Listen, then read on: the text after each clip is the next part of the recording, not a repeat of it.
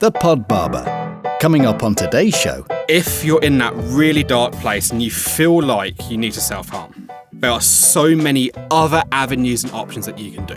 Firstly, you have the humble conversation. It sounds a bit cliche. Conversation is the cure, man. Conversation is the cure. And if you can talk about it, if you can turn around to your mum, to your dad, your sister, your brother, your cousin, your best friend, your neighbour's aunt twice removed, and say, I need help, you will not be shamed. You will not be ridiculed. You will not be treated like an injured dog. You have people who will be there and want to do something to help you. You're listening to The Pod Barber. I'm championing the chat, proving conversation is the cure to better mental health and well-being. Meet my guests from all walks of life showing vulnerability and sharing wisdom. Sit in on my chats and be part of reality entertainment. Join the Pod Barber tribe. Subscribe, share and like people. Feel the sonic positivity we're pumping right at you. You, my friends, are not alone. Who's next, please? Well, I'll tell you who. We have Aaron Flack in the house today. The Pod Barber HQ gets a visit from a man whose story will resonate with lots of people, both young and old. Perhaps his words will be more poignant now with this spell of uncertainty and isolation as our mental health is ever more tested. His experience of depression and anxiety manifested into self-harm as a teenager through to young adulthood. Shedding light on self-harming, offering some alternative destinations through talking up and sharing, we may discover different choices to think about. This could be affecting your loved ones, so perhaps Aaron's story can uncover some hope and get help to get the conversation going. Everyone has a story to be told, and like a good page-turner, Aaron simply isn't defined by his past traumas, but shaped by his experience working in hospitality and recruitment, but most excitingly now working within the ever-changing, fascinating world of cybersecurity. So if digital invasion, ransomware, hacking heists are what get you all hot and sweaty, if you got PC paranoia, someone's dealing out your data, aka a few deep breaths now, settle yourself in for today's show, people, because we got a great one here. Welcome. Thank you very much. That's a fantastic intro. I love that. You were worthy of a good intro. You're also worthy of a noodle. Shh. Cover the mics. Say it quietly. We don't know who's listening in. I'm talking cybersecurity, the modern warfare. It's a frightening thing. Digital piracy, network heists, scamming, global government leaks. Lurking behind the screens are these mastermind, cyber thieving freaks. Rest assured there's digital systems, anti-hacking software fighting for all of you. But Aaron here has other passions that keep him calm. My favourite thing is food. All that delicious food, porn, photography. Kitchen dedication, please bring it to me. An inspired, positive ambassador motivated to share his view. Aaron understands how his tale may offer hope to some of you. Wow, that's amazing. Thank you for having me. That's touching. I love that. Thank you. I like writing you a poem, and yours was kind of cool because it's a bit different. I suppose the best thing to do is ask you how you're coping just lately, mate. I've been good. COVID's been interesting for me because through the lockdown, through isolation, I went on a bit of self-discovery of sorts, and I was looking at ways I could help other people, and there were different stories that happened during lockdown and COVID, the various projects through work and charitable causes. And I'm now sat here with a history that I'm not ashamed of. I'm not scared of it. I don't hide from it. I don't try and mask it for other people. I'm actually very open and honest about it these days. I share it with the people I work with. I share it on social platforms in the interest of trying to help younger people who are in a similar situation to where I was, who didn't feel like there was a lot around them they could do. So for me now, I'm good. Obviously, you mentioned COVID. You're into a new job. We can talk about your past jobs in a little bit. Were you working from home within that role, or did you actually have to then adapt? So how did that sort of transition come? So I started in my current company, Bridgeway Security Solutions. I'd get told if I didn't at least mention their name. Started off working from the office out of Cambridge, but our business where we deal with cybersecurity, we deal with mobile security and security intelligence. A lot of the projects that we get involved with actually help companies enable remote working, and it's work from anywhere, not just work from home, from your garden, from the local Costa, have the same level of security, the same level of functionality. The usability of all the services was still good. So for us, transitioning to the work from home model was actually really easy. We did it overnight. And you've got obviously a customer base which could be anywhere in the world. We predominantly work with UK-based customers. We have a really good footprint with like the NHS, central government organisations. There's organisations I can't name legally because we're signed under non-disclosure agreements. I can, you can nod your head. Write it down over there. So some of the organisations are extremely prestigious. They're very high-profile central government organisations, agencies and services. Yeah. We could work with anything from like insurance companies through to gambling and casinos. We work predominantly to find where their information security needs are lacking and then fix those problems before they become critical or they cause some sort of breach. The key thing is a lot of businesses are not following good cyber hygiene. You don't mean washing your phone with sanitizer. What do you mean? Well, ideally not. No, we're talking about like keeping things like your users up to date, making sure that people who leave the company don't have access to any of the services. The devices are secured, the network is protected, you're moving towards organisations who are taking their data centres from a physical building and putting it out into the internet. And it's finding ways of securing that data, being able to still access it in a remote way, but also making sure it can't be stolen. No one's safe. No one's safe. So we've got to continually move the parameters. So what is the thing to do now, just simply? There's a couple of things that all falls under kind of one bracket, and that's to adopt zero trust. Zero trust is basically a working ethos, methodology, frame of mind, and it's based on the fact never trust, always verify. So we're not just talking about the users, we're talking about devices. If a device, your work phone, you don't want those kind of devices accessing your corporate data because it puts your corporate data at risk, and data is money. The value of data is beyond anything else on this planet. Your data is everywhere. The best things that individuals like me or you can do in terms of managing our data is just making sure that we follow good, best cyber hygiene practices. We make sure we use strong passwords. Never, ever, ever, ever reuse a password. Don't even think about it. Don't do it. Never reuse a password. So you can manage it by getting a password manager, something like 1Password or LastPass, something like that, where you can store your passwords. It is an app. So let's say we've got the phone, we've decided, we're all feeling a little bit paranoid at the moment. Let's all just go and change our passwords and press the use strong password. You put it to your keychain, so you haven't got to remember it. So how does that become safe? You basically have a service that's end-to-end encrypted over the devices that you have your password saved. So, for example, my password app I have on my personal phone, my personal tablet, my computer, my other computer, and a few other tools and software. So basically, to set it all up, you have to put in your correct codes that are generated when you create your account. If you forget your master password, you lose all your accounts. So make sure you do something that's memorable but good. And essentially, the data isn't stored on the internet. It's actually just stored on the actual application itself. So there's no data to intercept. It's fully encrypted. You can only access it using your master password. This is the thing. This is the world of cyber. Nothing is 100% safe. It's never going to be. But for the average Joe walking down the street, then hackers aren't going to be that interested in you. They're interested in businesses because businesses is where there's money. Their data is valuable. What we're saying here is you're the link to your business. 100%. So it's important. I think I wanted to touch on that because I know in the past, I've heard about VPNs and I've thought, oh yeah, it's $5 a month. It's like another Spotify.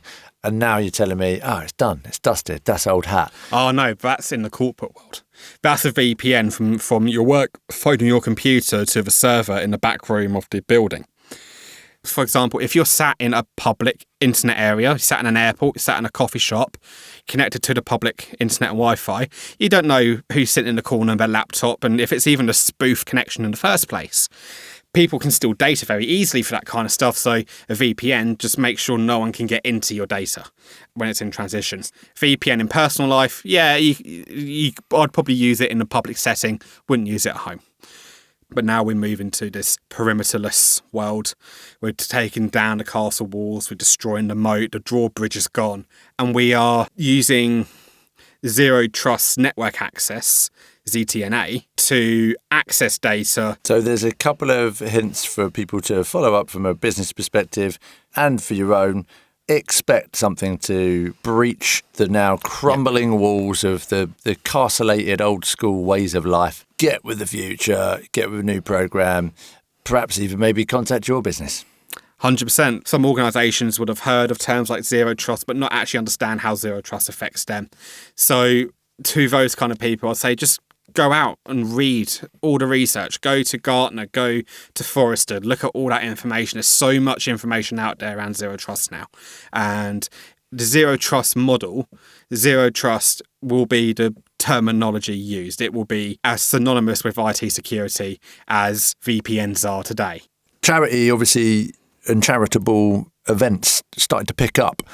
And that's part of getting a communication outside of your usual network. I think that's the way to lead everything. Conversation is a cure. I'll say it time and time again. How did you tap into that? Tell me a bit more about Phones for Patients. What's the story all about? So Phones for Patients started in the midst of the first lockdown. And it was to bridge the communication gap. And when I say that, we're talking about people who are in hospitals and care homes who are dying, not just ill, but dying alone, not being able to say farewell to their loved ones, their closest friends. They had no communication methods. There's a significant technology learning gap within the older generations. We took thousands of mobile devices, from phones, even old iPods that we don't use today, but obviously they're still in stock rooms in various organisations.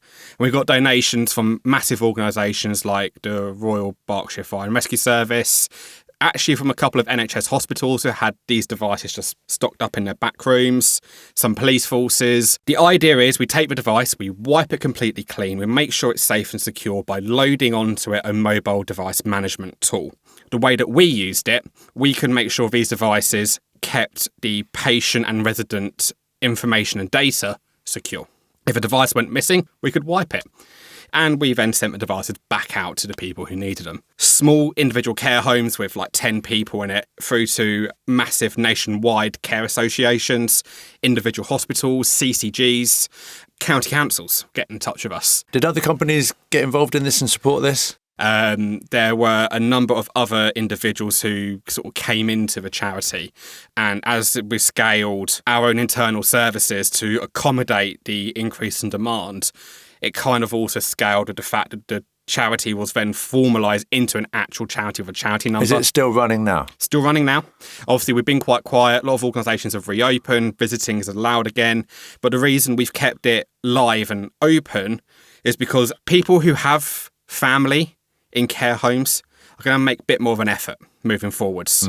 Sometimes that's difficult. If you've got a family in a care home 200 kilometres from your home, how realistically are you going to be able to visit them on a regular basis? So having these devices that are video call capable, preloaded with Facebook Messenger, WhatsApp, Zoom, GoToMeeting, whatever video app you want to use, they can keep using them now. For the most part, we wanted these to be communication tools. As it scaled out as well, we found other use cases for the devices that we were sending out. There were some alcohol anonymous groups who wanted some of these devices to in order to carry on these meetings. Some of the individuals who were part of these groups who didn't have phones or smart devices. Homeless charities, people who were sleeping rough on the street or in hostels, who again had no communication devices. They couldn't go see their loved one. We couldn't go into each other's homes. We originally started off just with the mindset of hospitals and care homes. There were people in their beds literally dying and died, and they couldn't say anything to their loved ones. Some of the nurses and caregivers, they tried to call the family on a speakerphone and stand at the doorway, but obviously you got someone who's COVID, very ill in bed. Their voice isn't going to project very well, is it? And you're not going to be able to have a conversation, and it's not exactly a quality conversation either. You're witnessing that conversation just really hit home, deeply affected you, as it would. That triggered something within me personally, and I got off the phone and I had to wipe my eyes and take a breather, and I didn't understand the emotion I was feeling. I was feeling more emotional than I felt I should have been after that phone call. I had tears in my eyes every time I told the story, but it wasn't making me feel bad. That's when I learned that I could talk about some very difficult subject matters and start talking about things like mental health. And this is where, for me, that was the pivotal moment. It sounds almost like unconnected and the correlation's a bit loose, but for me, that was the trigger moment of me wanting to talk about mental health more freely. You found yourself at a place where you became comfortable and confident in your own story. 100%. So let's take that and let's just go back on your timeline as Aaron Flack, right back to childhood, and let's find out a little bit more about you when you were diagnosed with a heart defect at the age of 6. So I was born with a septal defect in my heart, basically a hole in the heart. I had deoxidized blood mixing with oxidized blood. My organs were slightly suffocating. Generally, not a good thing to have. It was discovered when I was very, very young and had surgery at Great Ormond Street. Obviously, a very traumatic experience when you're 6 years old and you're going through major heart surgery. But it wasn't only that. I've had a speech impediment ever since I was a young lad. Today, it's much more manageable. Most people won't realise I have one in short conversations. For me, as a child and having all of that, I realised how loving my family was, and my mum and my dad were very supportive of me as a very young child. And it was until probably about late GCSE stage that mental health for me started to become a bit of a problem. I didn't recognise it at that time. It wasn't until I was a little bit older in sixth form where that mental health manifested severely in the wrong direction. I started self-harming, I was having suicidal thoughts, and you look back and you remember all these things that you've done to your body and all the cuts that I've now scarred into my legs, that you also don't feel like that was you. It felt like somebody else. I did seek help. I wasn't particularly impressed by how the doctor I spoke to handled it. He basically gave me a piece of paper with a 1 to 10 survey with 6 questions on it. And basically, you had to circle your answer. I was like, right, okay. So I circled my answers and he looked at the sheet, he looked at his chart, back at the sheet, back at the chart. So you've got severe depression. And I was like, okay. I look back now and I think how silly, and I really hope that doesn't happen today. How long ago was that, just for the record? About 13 years ago. So I think the innovation in how they reach out has improved, but we know from other conversations that there's a time delay, a lack of the right sort of compassion and level of empathy. So you obviously just got someone that was just the wrong tool. But anyway, he referred me to the Skylark Centre at Saffron Walden Community Hospital. At the time was a mental health clinic, and I was visiting the psychiatrist there 3 times a week at my worst point. My mum at that point, so my mum has had mental health problems herself throughout the years, and she was very empathetic. She wanted to fix it, and I was like, it's not something you can really fix. It's just there. This is the thing for me, depression, anxiety. This is the thing a lot of people don't always understand. There doesn't need to be a reason as to why you suffer with anxiety or depression. It is not triggered. It's not PTSD. It can just happen. It just manifests itself in different ways at different times of your life. I think reason. From your story, it's a residual build-up. Let's face it, you didn't have the ability to deal with something that you didn't know that you were going to have to. You've had a heart defect. You can even remember some of the operation. You've had a speech impediment. You went on and had to do 3 sessions a week. Was it at Ormond Street? No, Saffron Walden Community Hospital for speech, the mental health. But for speech therapy. The speech therapy. I did that in London, in Farringdon, at the Merkel Payden Speech Centre. And I was going there, I think at peak, that was 3 times a week. And that sort of scaled down. That was for a little while. I learned lots of techniques to manage my stutter better. The main thing that really helped me was reading out loud. It was one of the best ways for me of managing my stutter. But for me, my stutter, I never let it hold me back. I never let it define me. I make jokes at myself regarding it, and I don't let anyone use it against me. Yeah, man. There'll be other kids sitting out there. The word self-harming, there's so much more media attention to this. tell me a bit more about your actual self-harming, so that maybe that could be relatable for some of the younger listeners or even perhaps their parents. How did you first pick up a knife and decide that you were going to use that on yourself? That's a good question. For me, self-harm, you have control over what you're doing to yourself. And for me with self-harm, it was release. It was like that big at the end of a long run. It was that deep inhalation, that deep breath that was manifested into the physical action of me taking a knife and cutting into my leg. And it felt good. And that's the scary thing about it. It was addictive and it was releasing and painful and it was fantastic and it was everything I needed at that moment. And it was completely wrong, but it felt so right. And there were so many better ways I could have managed that. But the problem with that, it was addictive. And the more I did it, the deeper I used to cut, the worse the cuts had become. There was one particular incident that resulted in ambulance and hospital. And I look back now and I wish I never did it. I genuinely feel regret for ever doing it. But I also understand why I did, and I understand why other people do it as well. And it's unfortunate to see so many kids, younger kids, getting younger and younger, who do this horrible action to their body. They are so trapped within themselves. They are in such a dark place. They have nowhere to go or turn. And the only way they can deal with that is by cutting themselves or putting themselves through some sort of harm, whether that be in what you eat and your diet, through drugs and substance abuse. If you're in that really dark place and you feel like you need to self-harm, there are so many other avenues and options that you can do. What are the other options? Firstly, you have the humble conversation. It sounds a bit cliche. Conversation is the cure, man. Conversation is the cure.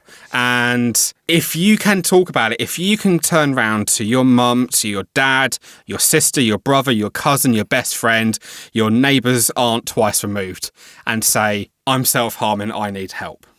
You will not be shamed. You will not be ridiculed. You will not be treated like an injured dog. You have people who will be there and actually give a crap about you and want to do something to help you. You do have to be a bit adult about it and just go ahead and do it. You have to really push yourself, and you're going to have to want to have help. Because if you don't want help, then you're not going to listen to anything anyone says anyway. But if they feel like they want to self-harm and they feel like there's nothing they can do apart from self-harm, I promise you, it's the last thing ever that you should be doing to your body. Just don't do it, because 5 years, 10 years, 20 years later, you will regret ever doing it. You'll regret ever picking up the knife or the razor blade, and you will regret ever doing that to your body. If there's anyone that can guarantee you that they're lived through this and done this, we've got Aaron.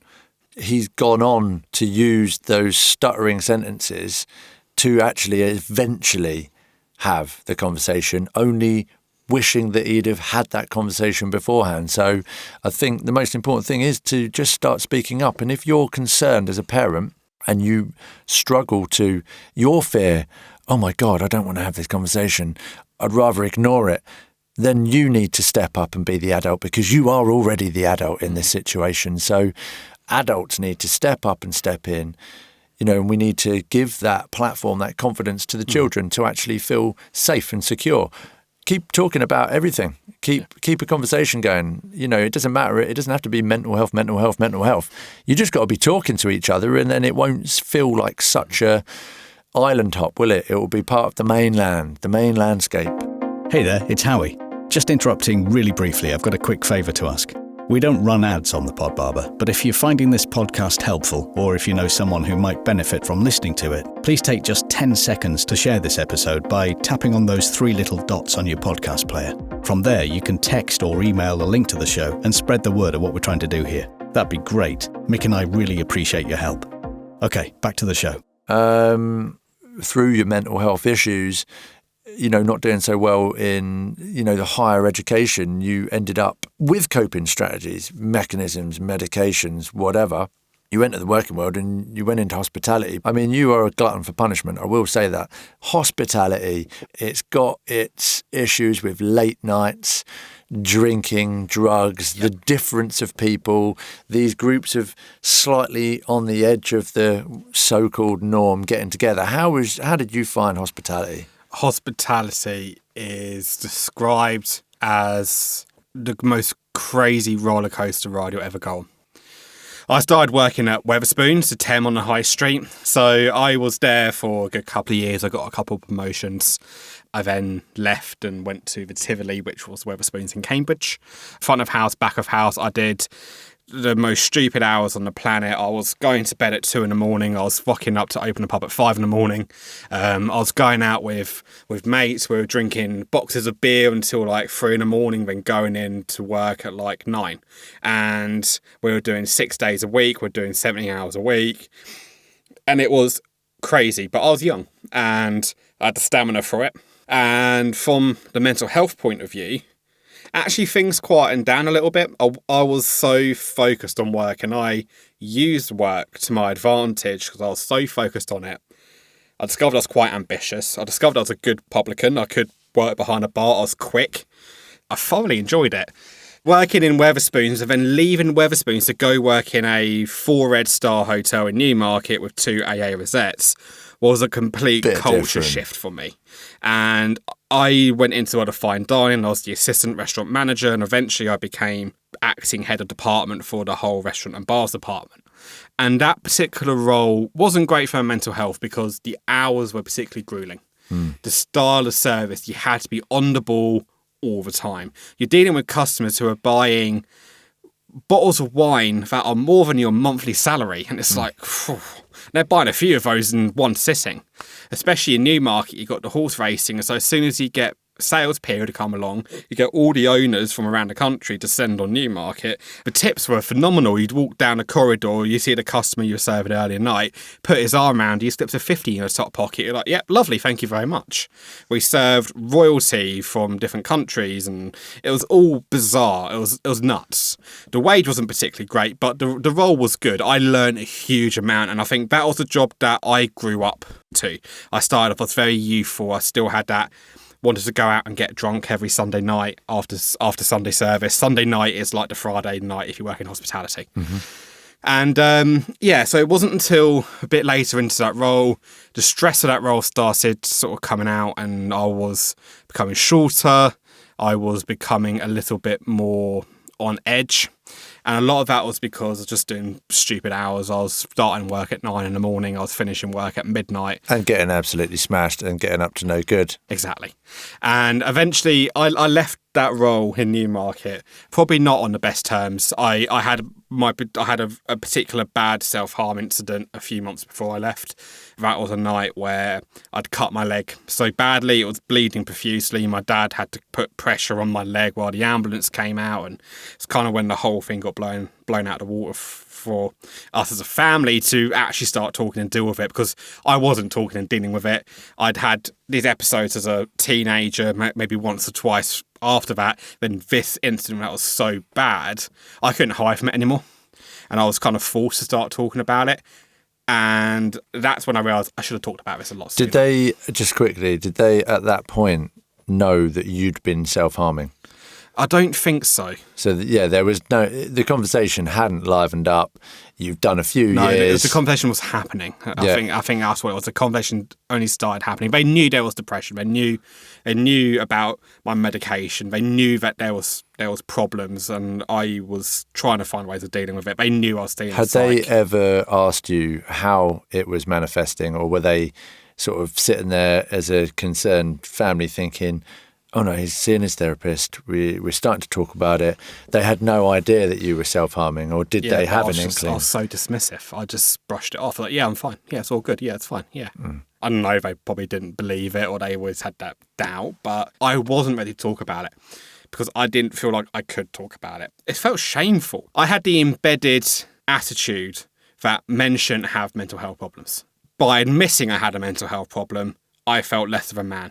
It's crap. Just don't listen to people who say that kind of thing. Just cut them out your life. We do need to water that down and dilute that. It doesn't need to be like a present sort of sentence that men have listened to. Yeah, it doesn't need to be said anymore. It doesn't, like, men, women, young, old, children, teenage, adolescent, early 20s, mid 30s, late 80s. You can still have the exact same mental health problems at any age, any gender, that are just as important to you. They might not be important to someone else, but they're important to you. And you really have to listen to yourself and start trusting yourself and start believing in yourself a little bit more. And for me, I wasn't doing that. I tried to hide my mental health with work. I put all my effort into work, and obviously it backfired. I had this particularly bad incident. Everything from then has always been sort of the up and up. From there, that for me was like, you know what, I cannot keep doing this to myself. It's a bit of a scary situation. You've ended up, you've had stitches, bled badly, they've got you straight in an ambulance. So this isn't just a minor cut, this is a proper nasty cut. And the ambulance crew came in, and obviously they had to think about their own personal safety. Obviously, when someone says someone's cut themselves with a knife, self-harm, they've like cut themselves on purpose. Obviously, the first question they're going to ask is, where's the knife? Where's the knife? Yeah. And my mum's like, it's downstairs in the kitchen. I'll put it in my dishwasher. And the ambulance crew's like, where's the knife? I need to see the knife. I need to make sure the knife's not like. And my dad's like, screw the knife. Just get in here and sort him. And I don't remember that, but my dad's told me that story, and I'm like, okay, I don't remember that. But apparently, yeah, that's kind of what happened. But I think this is the thing. For me, I let it manifest for way too long. I had that job. I didn't manage myself through that job very well. And then obviously when I left that particular hotel role, I went to work in a pub in North Cambridge called the Plough at Coton. That was my most enjoyable hospitality role. Mm-hmm. I was there for 2 years, assistant general manager. Eventually, a few months before the pub got sold, I was made general manager. I was the first general manager in like 3 or 4 years to actually turn profit on the pub. And if they just made me manager a few months earlier, we might not have even had to sell the pub. It. But essentially, I learned what it was to manage business in that role. I'd worked for big companies. I worked for a massive hotel. I'd worked for a multi-pub chain, and I was an employee. I was a number, always a number. This was the first time I had a bit of say. I had a bit of weight. I could do things. I had a bit of more responsibility. Felt valued. Exactly. And I really took it in my stride. I made a lot of mistakes, and I learned from them, and I always grew. And when I was given an opportunity to become the general manager, it ran smoothly. It was like clockwork. We had barely any chefs. We had loads of agency staff in, but I was still able to keep the books in check. This is the thing. Pubs don't make a lot of profit with drinks. It's food. Food's where the money's at in pubs. And it was trying to find a way of getting people out coming in for a drink to then spend money on food. I loved the locals coming in for just a pint, but I want you to come in for a pint and something to eat. I want you to spend money that's actually going to make us a bit of profit. And we're trying to find ways. We started doing these schemes. We started on a Sunday afternoon. We had a group of locals that used to come in, about 20 of them. Different families all get together for a drink on a Sunday. And what we started doing, we started putting bowls of heavily salted roast potatoes out on the table, just complimentary. Made sure they're very salty though, because then that one drink became 2 drinks. It's the smart business, and I learned more about managing a business, I guess managing a pub in that particular role. And obviously that was when I left hospitality altogether. The pub got bought out, and my hours became completely unmanageable. I was starting work at 8:30 in the morning. I was finishing at 1:30 in the morning. I was doing that 6 days a week, and on my off day, I was still expected to come in for training. I was doing that for about 2 months before I burnt out, and that was proper burnout, physical burnout. My body just physically couldn't do it anymore. I was getting ill. I was getting coughs and colds literally every other day. I was smoking more than I ever was at that point. This is the thing. Had my heart surgery. I remember the doctor when I was about 10 years old telling me 3 things you should live your life by now, Aaron. Never smoke, don't drink heavily, and don't do stressful jobs. So what did I do? I started smoking 20 a day, working in a pub tray surrounded by alcohol. I did say glutton for punishment. Exactly. So whilst working at that pub in Cambridge and becoming, I guess for me, I became an adult doing that job. That's what put me into adulthood. I was 24, 25. I came out of there in the end because of the hours, because of the new ownership. Understand why my hours are like that. I just couldn't do it. I couldn't keep up. It's a tough gig, man. Like exactly. Working in that industry, to sum hospitality up, it's it's going to eat you. But there needs to be change, and there is change coming in. Yeah. It's like with a lot of industries, there's so much change because actually it's needed, and people's lifestyle needs to adapt to make sure that they're not going to burn out. Yep. And there needs to be more conversations in around the workplace, particularly in hospitality in these hardcore areas 100%. to make sure that this doesn't happen, that there's a happy crew of people, a happy vibe, the customers are going to be happier. It has a great knock-on effect, and there's value to be had. I almost think it's archaic if we don't have those conversations in place. But it's like at school and the careers office and everything. You need to know what's coming your way if you don't put effort in, or if you do put effort in. So if you're going to go down any road, well, these are what we know of the standards, but this is what we should be demanding as humans. Yeah. We should demand mental health conversations, and if they're taking place already, that group of people are just then going to take that with them, and there's going to be an expectation of that. And I don't think it's a bad thing to expect. I think a lot of the problem with the hospitality industry when I was in it was that staff were dime a dozen. Chefs were different. Chefs were a precious metal.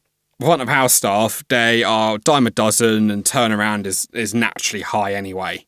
Working in the hotel, I came across dozens and dozens and dozens of front of house staff in a very short period of time alone, and even Wetherspoons that have notoriously high staff turnover rates. A lot of people, it's just a filler job.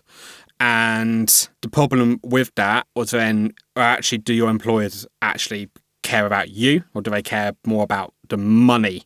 And for a long time it was about the money, but now I think hospitality has a really interesting opportunity ahead of it now. Post-pandemic, severe skill shortage, severe staff shortages. And we're not just talking like pubs are struggling to recruit one or two people, entire teams. There is a massive skill shortage, and a lot of that can be accounted to a number of things, between people who've left the UK to return home to their home nations, whether that's because of the pandemic or because of Brexit, or both. For some people, that's the case. Hospitality was one of the largest employers of European workforce in the UK. I think the only industry ahead of it was healthcare and hospitals and NHS. So hospitality is one of the third biggest industry in the UK, if I'm not mistaken. So you can imagine the sheer amount of people that gets employed in hospitality in the UK. And so many of them were European nationals that are just not in this country. I'm still connected with a lot of hospitality recruiters on LinkedIn, just from doing it for 2-3 years myself. I was connected with quite a few to see what they're getting up to. You want to pinch their jobs and things like that. And I'm seeing job adverts starting to look more reasonable, where a chef, this is the thing that used to be disgusting. You'd have a senior chef de partie, a line cook, who cooks fresh food in a small country pub, maybe 5 chefs in the kitchen total. They were getting paid 23 to 24 grand for a 48-hour contract. Did they work 48 hours? No, they did not. They worked more 60, 70 hours, let's be honest. So actually their wage started looking like it was falling to be below minimum wage because of how many hours they were doing. So now you see more jobs actually in the market that are hourly paid. You get paid for every hour, which is one of the biggest problems for me, in my opinion, with hospitality pay, is that you just expected to work additional hours and you're not being paid for it. The other bit of it is actually starting to take a bit of care and interest in staff. This is the thing, a job advert that has the benefits as 21 days holiday and state pension. Those aren't benefits. Those are statutory rights that every employer in this UK have. That's not a benefit. And for years in hospitality, those were classed as benefits on a job description. But now you're starting to see organisations who invest in things like Perk Box. It's not much, but you get discounts in various high street shops, and you get discounts of gym memberships and things like that. It's the collaboration between different companies. Yeah. And you get childcare vouchers, cycle to work schemes now actually appearing and making a bit of an impact, even in private, smaller hospitality businesses that have never done that, because they need to find a way of attracting staff. It's the first time hospitality has moved from being a client-driven marketplace to a candidate-driven marketplace, across the board, not just chefs. Chefs have always been a hard thing to find anyway, but across the whole board of hospitality, it's going to be really interesting to see what happens in the next few years. And I think the only way hospitality can fix its industry if we spend more. Jay Rayner is a very well-known food critic. He appears on MasterChef, and he posted recently on his social media platforms, in order to make hospitality work and make employees valued with the right pay and to be able to do things properly, we have to be willing to spend more on the food and drink we eat out. Real costs. Exactly. And this is the thing, a lot of small businesses, they try and keep up with the big brands, and they price themselves out because bigger brands can do more centralised sourcing of stock and food and goods, and it makes the smaller independent businesses struggle. So many pubs are closing because they can't keep up with the big brands.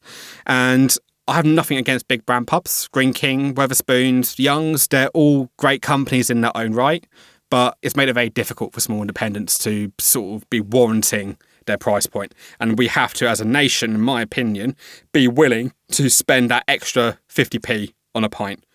They're not making a lot of margin. They just is a case of use them or lose them. Exactly. They're simply, certain things can't exist.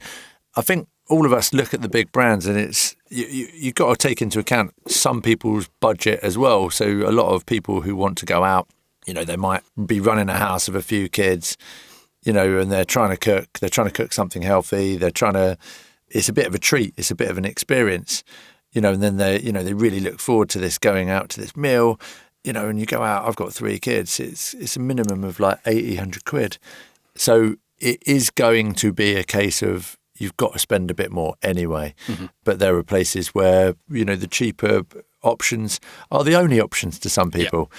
And then there's those who have no options whatsoever. Mm-hmm. So you just be grateful that you've got an option, that you can take that choice. But yeah, it's difficult to see how the industry is going to come. Let's move on from hospitality altogether. Yeah. Talking about things that we like to do for mindfulness. You're into food, man. I am. I love food. I love it so much. I've always had an interest in cooking from a young age, and it's actually my dad. My dad, when he was younger, he got lessons on how to cook Chinese food, and those lessons he then passed on to me. But funny enough, at the age of 15, I worked as a bagpacker at Oriental Cottage in Saffron Walden, and I worked under them for a couple of years, most Friday and Saturday nights. Again, I seemed to never, it wasn't actually until my mid-20s I knew what a Friday night out looked like. But working in that Chinese, and I had the opportunity in the evening, they sometimes showed me how to cook food, and I've always loved cooking Chinese food. So Chinese food for me is like my go-to. I was taught all these different things, like making sure you use the right wok and you achieve wok hei, which is the breath of the wok, which is where the wok's so hot you get the rippling oil. It's super hot. You're working so quick and everything's so fast, but everything's fresh. And real Chinese food is nothing like what we eat. Ours is full of sugar, it's full of salt, it's full of MSG. Real Chinese food is made with stocks and broths, and where we look at like French cuisine with things like roux and veloutés that make up a lot of those items, Chinese food isn't actually that dissimilar. There's that element of thickening with cornstarch, and you get those nice thick broths, and the vegetables are steamed usually. They're not fried, they're steamed.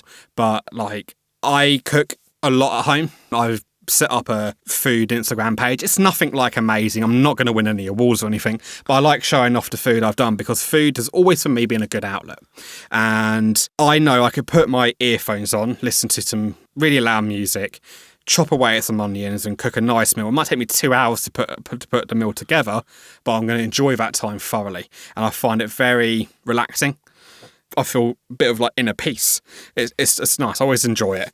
For me, using cooking as a way of even dealing with mental health is fantastic. And people sometimes struggle to find that hobby or that activity that gives them that little breath, that little moment of calm, their little escape to their little desert paradise island for a couple of hours. That for me is that. Some people get lost in a book.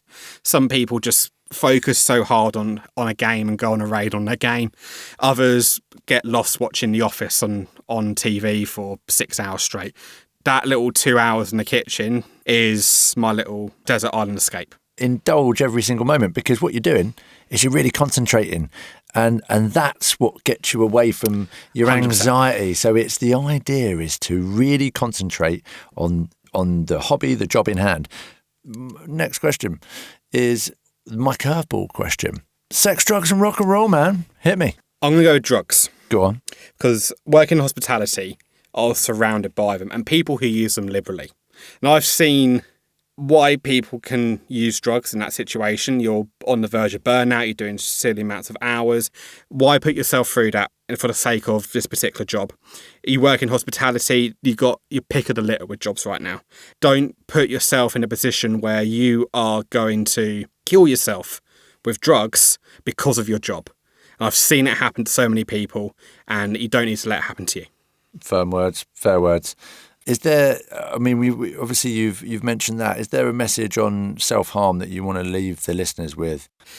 When it comes to self-harm, no matter how alone you feel in the room when you have that knife or blade to your skin, and you got that moment just before you pull the trigger, as it were, and you cut, there's that hesitation moment. And that is the opportunity for yourself to sit there and think, do I need to go ahead with this right now? Because the answer is no, you don't. You don't need to. There's other things that you can do. There's people you can talk to. There are so many great experts out there now you can reach out to. So many different phone lines that you can use. You can speak to, if you're in school, speak to your teacher. Speak to your boss. Speak to your place of work. Make sure people know what you're going through. Don't go through it alone, because you don't need to do it alone, because you are not alone. Thank you, man. And thanks for coming on. Thank you for having me. And sharing lived experience, a little insight into a few industries, giving us a bit of advice on security. There's food for thought there. But the most important reason of coming on is it's to showcase that there is a little bit of hope. You know, so if you're stuck there and you can only see this path of negativity in your life, it does turn around, but it won't turn around until you start championing the chat. Yeah. You got to get that conversation going.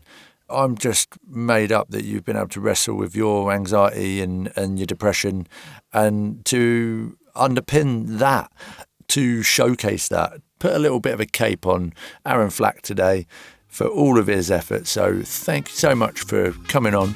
Just give us your details then, social details. So you can get me on Instagram at foodfromaaron, and you can find me on LinkedIn, Aaron Flack, and I'll reach out on either one. And if you need any help finding resources, I have a great list of resources that I've used that were very good, including various crisis hotlines and other companies and charities that specialise in having conversations if you're at a particularly negative part of your life and low part of your life that you need a bit of help with. So if you're at a low ebb, reach out to Aaron, or other areas. Just start reaching out, I think, is the key message there. 100%. Yeah. I thank you for being on here, and peace, love, and power to your day, man. Thank you. No, it's been great. Thank you very much. The Pod Barber is a That Media and Design production, with Mickey at the mic and Howie at the controls. If you've been affected by any of the topics in this show, you can find more helpful information on the episode's page at thepodbarber.com, and search The Pod Barber on social and let's get connected.